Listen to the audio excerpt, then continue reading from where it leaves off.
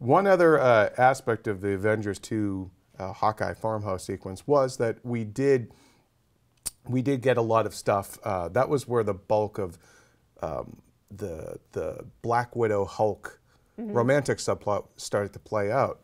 Now this subplot has really sparked the ire of a pretty vocal segment of the online fan community. And even though Whedon said he didn't quit Twitter because of blowback, the fact is that there was still blowback, and it was very negative and mean-spirited kind of. Yeah, it really was. So let's. Why do you think there was such blowback over the Black Widow Hulk relationship, and why? And then we'll segue into another element of that in a minute. But why do you think there was so much blowback? Yeah, I'm going to try to be as concise as I can here. I have so many things to say about this. Okay. So I apologize. The floor is yours. A friend of mine and I were talking about this the other day, and I just don't know why cannot Team Reason prevail? I don't know, but let's dive in. So I think that what happened is, first of all, separate issues got conflated.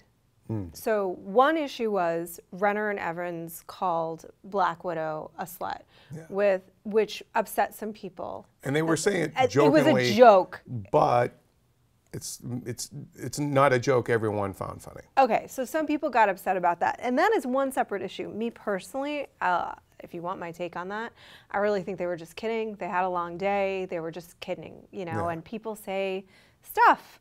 Joke around, you know, like, and I think that we as a culture have developed this immediately let's get out the pitchforks and burn them mentality for things people say in a very offhanded way. And I do not think that it assists in conversation. I don't think that it opens the door to understanding. I think it makes people very on edge and paranoid to say anything. And I think that I understand. There's a reason why I'm quiet during this. You know, no, I'm saying, but I don't think that it opens the door to actual communication, and I don't think that communication is actually the goal when we get out the pitchforks like that as a culture. No, I think that retribution. Well, it's not retribution. Actually, I think that you get that folks sometimes get a momentary high off feeling morally superior, and that's what that's about. Now, having said that, I do respect the people that were offended by that statement and saying, and I do think going, well, let's look at that. Why is that the default joking insult to her, and what does that say culturally in a thoughtful way? Fine. Me personally, I thought they were kidding. Now, I just thought they were kidding. Though, is it indicative though of a larger kind of issue with how Marvel handles female characters or lack thereof, and there's sort of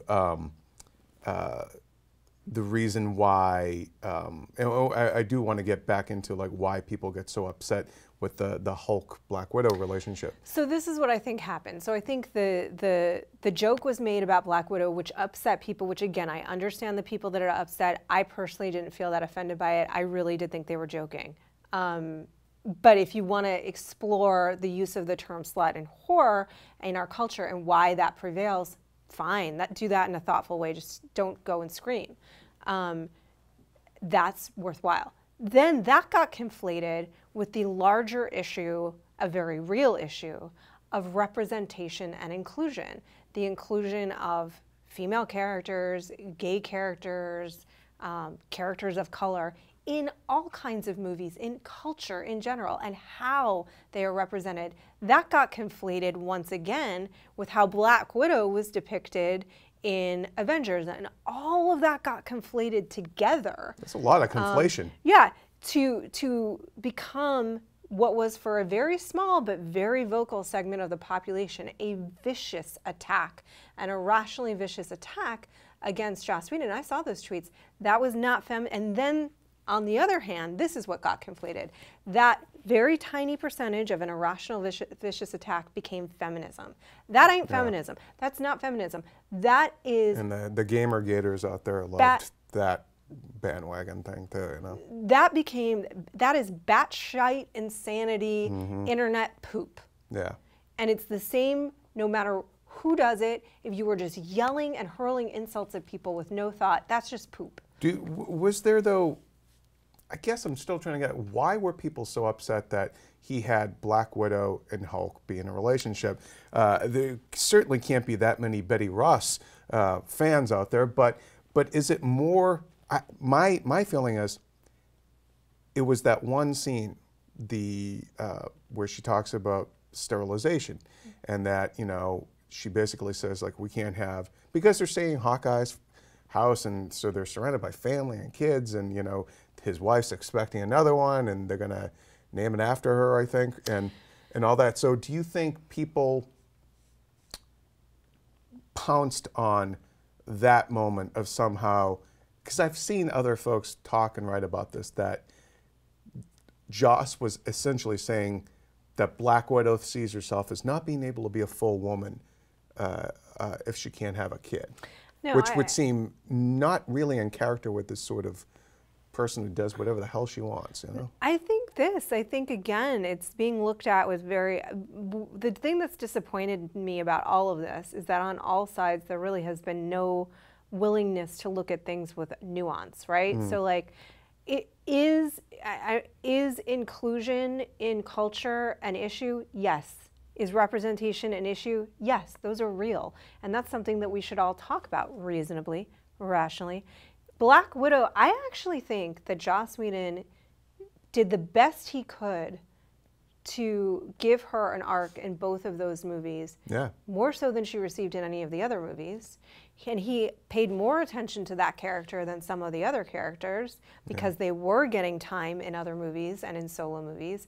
And he tried to develop her in the midst of handling all this other insane stuff that we're talking about. And so do I think she was handled well? I think she was handled as best she could be, and given as much of a character as he could do and meet all these other demands. So as far as the specific storyline, people fall in love. Yeah.